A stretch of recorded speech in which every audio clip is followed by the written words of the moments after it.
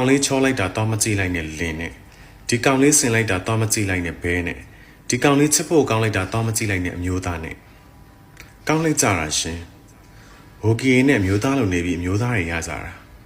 ကျမတို့လိုစပင်ရှင်တဲ့ကောင်မတွေကမရဘူးတော့โอเคလေကျမသိသွားပြီမျိုးသားနာကိုကတ်ချင်အမျိုးသားလိုနေရတယ်ဆိုတော့ကျမသိတာကျမဟိုကီထိုးတော့မယ်ရှင်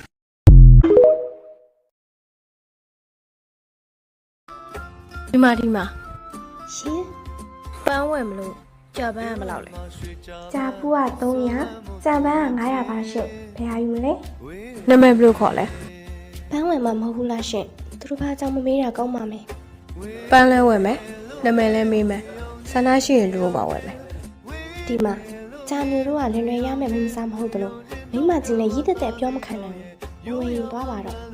ကြာညိုတဲ့လားနာမည်ကလာတာနော် ရှင်တိတ်တရားလို့နေပြီနော်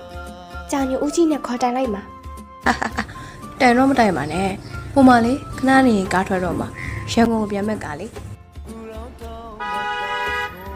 သွားတော့မယ်နော်နောက်တစ်ခေါက်လဲလာရင်တို့မင်းဝယ်မယ်ဟောက်ကြညိုလေ